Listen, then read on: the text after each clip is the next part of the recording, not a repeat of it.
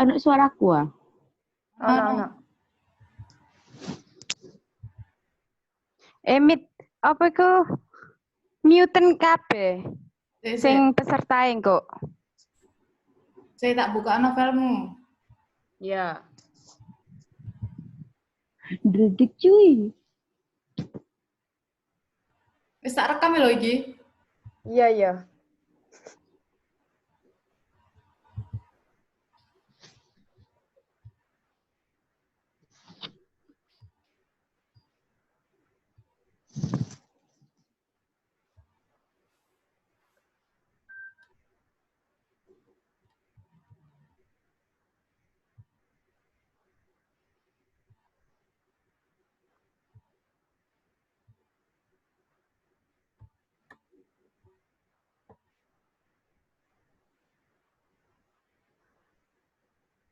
Mulai ta. Ngarang. Iki dimut kabeh ta? Iki, iya, mute kabeh. Mut al berarti. Kok kamu gak iso ngomong?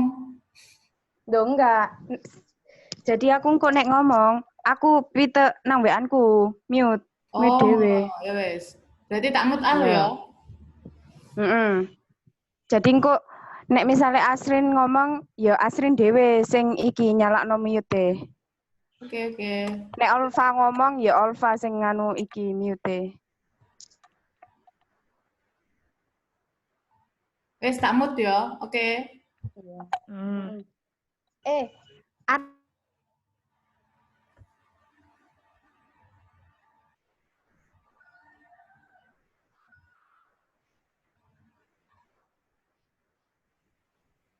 Assalamualaikum warahmatullahi wabarakatuh. Alhamdulillahirabbil alamin wassalatu wassalamu ala asrofil wal mursalin wa ala alihi washabbihi ajmain amma ba'du. Yang terhormat, yang pertama Ibu Erika Martini Wardani, Eskep NSM Keptrot, selaku fasilitator pertama, dan yang kedua Bapak Difrano Bastara, Eskep NSM Kep, sebagai fasilitator kedua. Yang ketiga, Ibu Yurika Setianingrum, Eskep NSM Kep, sebagai fasilitator ketiga. Dan saya ucapkan terima kasih kepada saudara-saudari yang sudah hadir di seminar kesehatan pada hari ini. Puji syukur marilah kita panjatkan kepada Allah Subhanahu wa Ta'ala, karena atas rahmat serta hidayahnya kita bisa berkumpul pada hari ini. Tak lupa juga salawat serta salam kita curahkan kepada junjungan kita Nabi Muhammad SAW. Ada pepatah mengatakan tak kenal maka tak sayang. Maka dari itu sebelumnya izinkan saya memperkenalkan diri terlebih dahulu.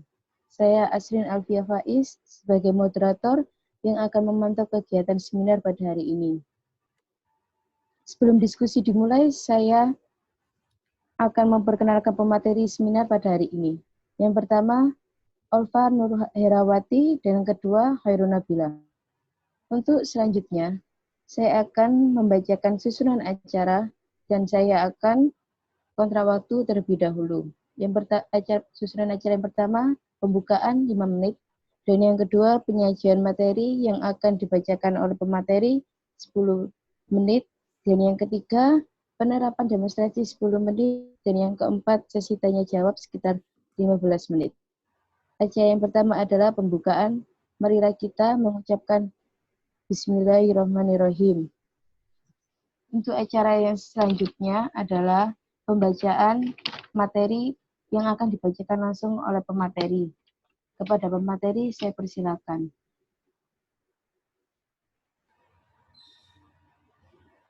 Baik, terima kasih kepada moderator.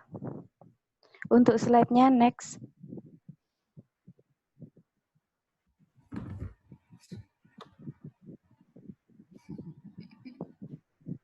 Jadi sebelum kita ke pemasangan masker, jadi di sini saya akan menjelaskan jenis-jenis masker. Yang pertama ada masker medis. Di sini masker medis terdiri dari N95 N99, N100, R95, R99, dan R100. Untuk N95 sampai R100 itu modelnya seperti yang ada di gambar. Lalu apa yang membedakan dari 95, 99 maupun 100? Untuk yang N95 itu mampu menyaring 95% partikel di udara yang berukuran kecil maupun besar. Begitupun masker N99 dapat menyaring 99% partikel di udara, lalu untuk yang masker N100 dapat menyaring 100% partikel di udara. Begitupun dengan R95, R99, dan R100. Lalu apa yang membedakan lagi N dan R? Yang membedakan dari N itu tidak dapat digunakan di lingkungan yang mengandung minyak, sedangkan R dapat digunakan di lingkungan yang mengandung minyak dan di tempat yang tidak mengandung minyak. Lalu yang kedua, ada masker bedah. Masker bedah ini berfungsi untuk mencegah tetesan cairan tubuh seperti keringat, dahak, dan air liur. Tujuannya agar tidak menyebar ke tempat-tempat lain yang sudah steril. Next.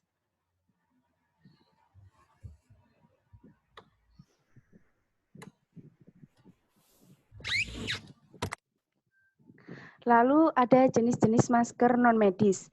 Yang pertama yaitu masker kain. Di sini digunakan oleh yang tidak sakit dan ingin berpergian. Berpergian ini mungkin bahan pokok yang ada di rumah habis atau tidak memungkinkan untuk work from home, jadi harus keluar dan itu disarankan untuk menggunakan masker kain.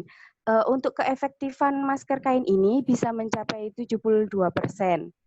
Lalu untuk masker gas ini bisa melindungi diri dari gas dan uap yang berbahaya. Biasanya digunakan oleh petugas yang mengatasi kebakaran bangunan maupun kebakaran hutan. Lalu yang terakhir ada masker P95, P99, dan P100. Di sini masker P95 ini digunakan di kawasan pabrik karena menyaring partikel yang mengandung minyak.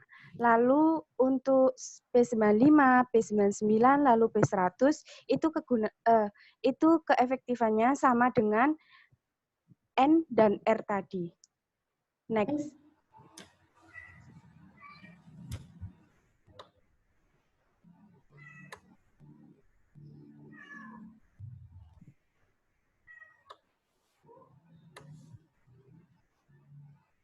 Jadi sebelum kita ke cara menggunakan dan melepas masker medis, di sini saya akan mengasih tahu untuk struktur masker bedah itu sendiri.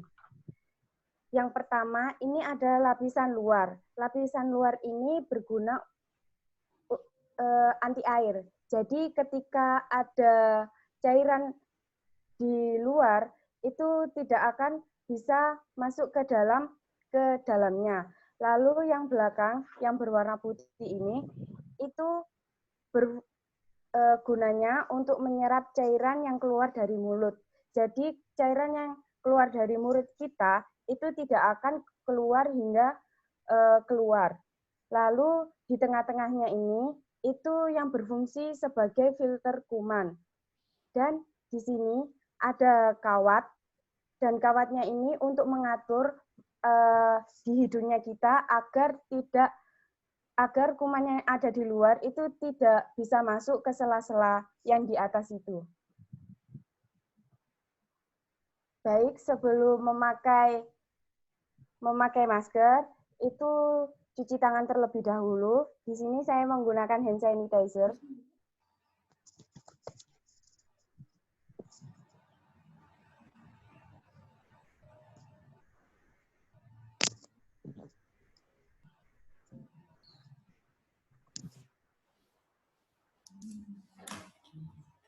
Lalu pastikan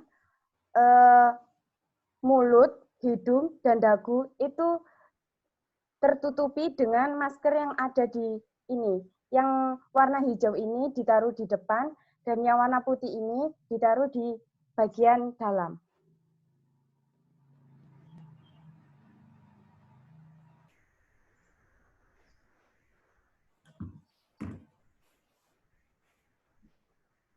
Kemudian tekan bagian kawat ini menyesuaikan hidung kita. Ketika sedang digunakan, tidak boleh menyentuh bagian yang hijau ini karena akan menempel pada tangan kita. Lalu, ketika sudah digunakan, untuk melepasnya, itu lepas dari talinya, jangan dari depan. Jadi dari talinya sini,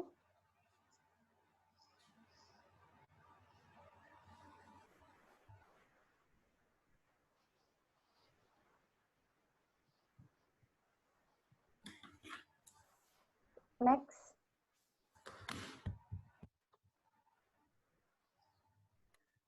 Lalu untuk pembuangan ke sampahnya, itu lipat menjadi 2 bagian, seperti ini. Lalu gulung dengan tali yang ada di sini.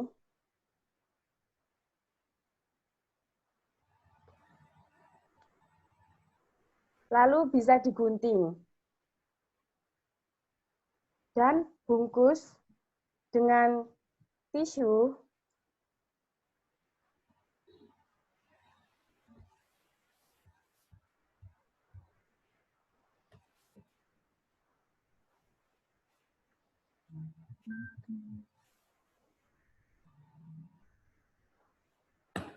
Hingga seperti ini.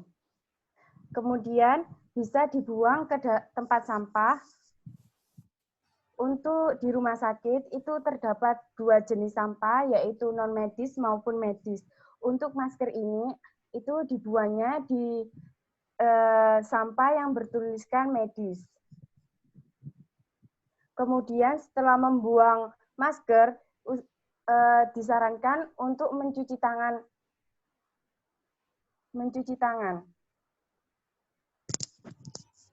Baik, untuk penjelasan penggunaan masker kain akan dijelaskan oleh rekan saya, Olva.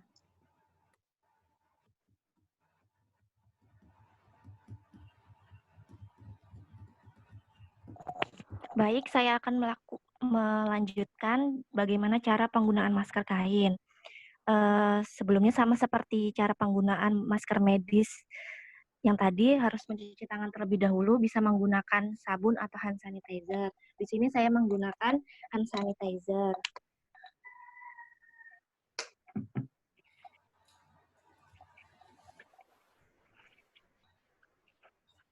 Setelah itu, masker harus menutup bagian hidung dan mulut. Pastikan bagian hidung dan mulut tertutup dengan baik tanpa ada celah antara wajah dan masker.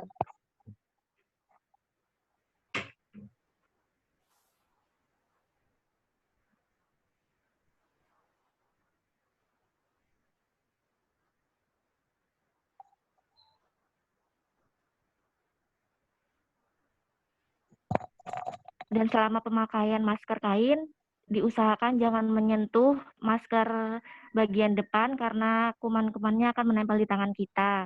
Dan jika terlanjur tersentuh, cuci kembali tangan dengan sabun atau hand sanitizer. Kemudian cara membuka masker kain. Caranya sama seperti membuka masker medis, yaitu membuka dari belakang, jadi membuka dari talinya.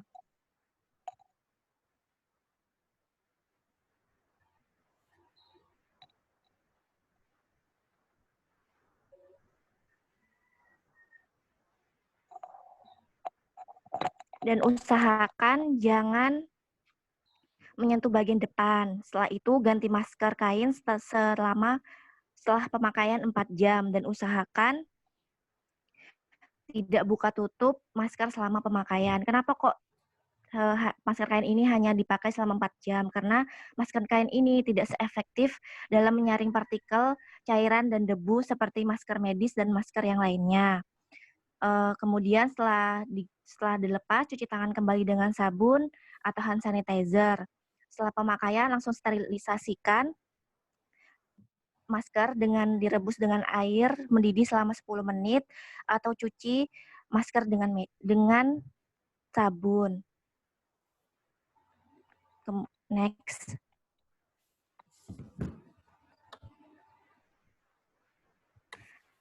Kemudian di sini ada cara mencuci masker kain dan alat dan bahan yang dibutuhkan. Yang pertama, deterjen atau penghilang noda, air mengalir atau air hangat minimal suhu 30 derajat Celcius, baskom, sarung tangan dapur, jemuran pakaian, dan handuk bersih. Next.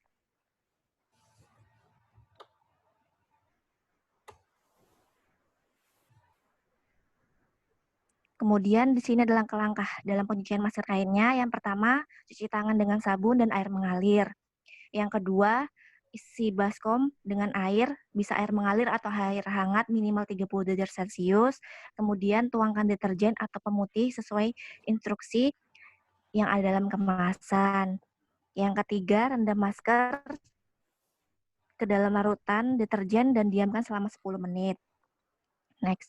Dan yang keempat, setelah 10 menit, tekan atau kucek masker secara lembut dan perlahan.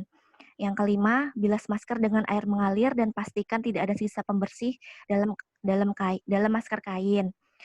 Yang terakhir, jemur masker di tempat terpapar cahaya matahari, panas, serta memiliki ventilasi udara yang baik.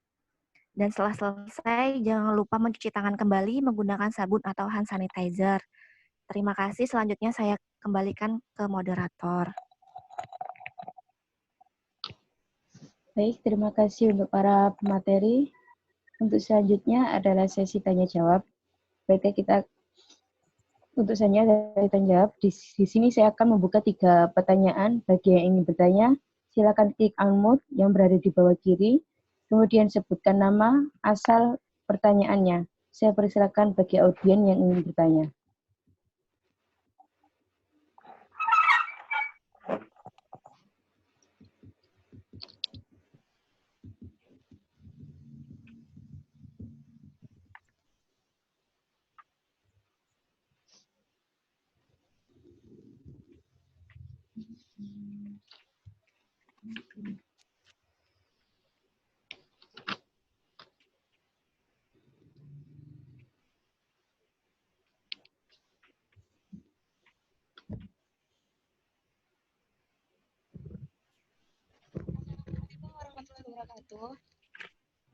Waalaikumsalam warahmatullahi wabarakatuh. Perkenalkan, nama saya Miftahul Ismi.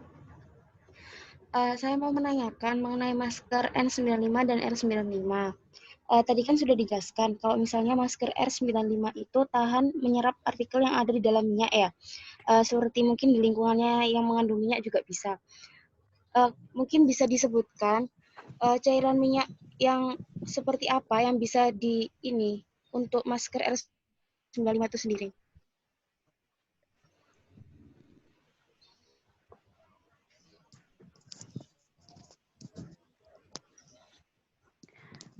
Baik, saya akan menjawab pertanyaan dari Mbak Miftahul Ismi ya. Di sini yang dimaksudkan dengan yang tahan dengan cairan minyak itu seperti cairan aerosol, bensin, solar, maupun minyak tanah, cat, atau minyak goreng. Yang mengandung minyak-minyak itu bisa tahan untuk R95 sampai R100. Bagaimana?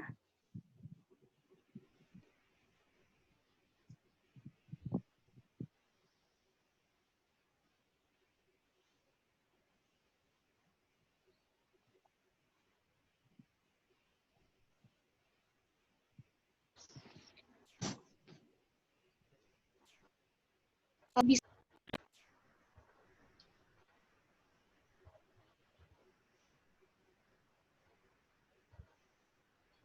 Baik, apakah ada yang ingin bertanya lagi?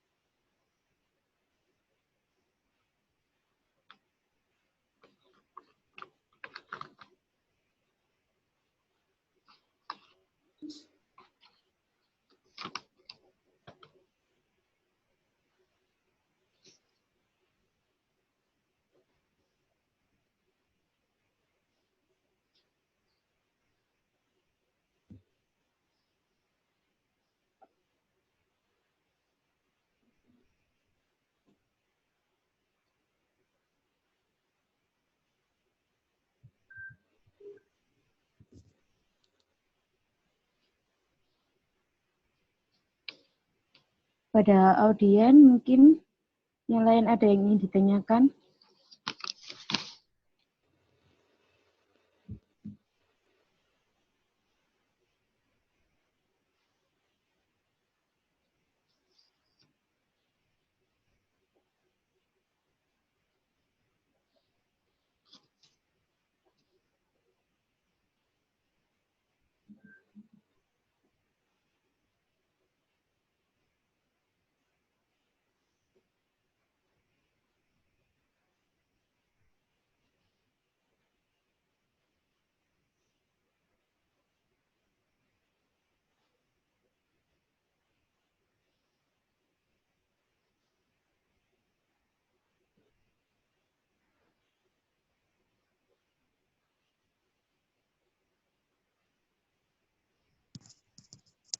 Sebelumnya saya mohon maaf untuk pembuangan masker itu dilipatnya yang putih ada di dalam. Jadi tidak boleh menyentuh bagian yang hijau karena bagian yang hijau sudah terkontaminasi dengan kuman-kuman. Lalu dililitkan dengan tali yang ada di masker itu tadi. Kemudian digunting dan dilapisi dengan tisu.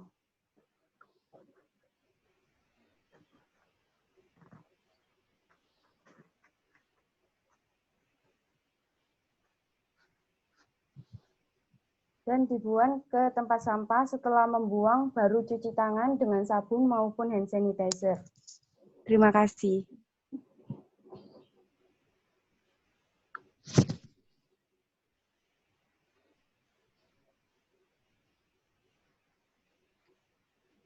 Adakah yang ingin ditanyakan pada audien?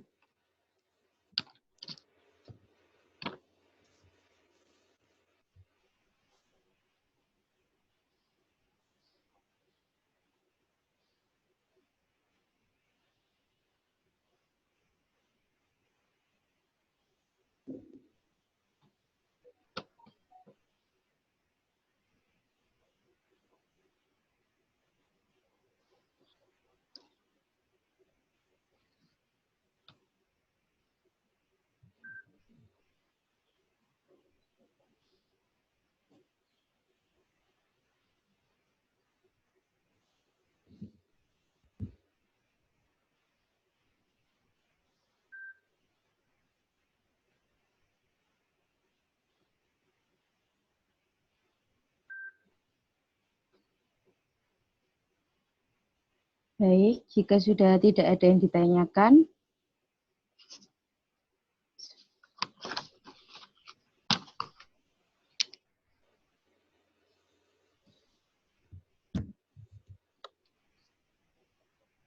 demikianlah seminar pada hari ini. Saya akan membacakan kesimpulan seminar pada hari ini. Jenis-jenis masker dibedakan menjadi beberapa. Ada masker N95, N100, N99, masker R95, masker S99, dan masker R100. Dan yang ada masker bedah, dan yang ada lagi masker kain. Ada masker P95, P99, dan masker P100, dan ada masker gas. Demikianlah seminar pada hari ini. Mudah-mudahan ilmu yang telah didapatkan pada hari ini bermanfaat bagi kita semua. Sebelum saya menutup acara ini, saya dan pemateri mohon maaf yang sebesar-besarnya apabila terdapat kata-kata yang kurang berkenan. Wabillahi wa taufiq wal hidayah. Wassalamualaikum warahmatullahi wabarakatuh. Untuk selanjutnya ada link kuesioner dan absensi di grup. Terima kasih.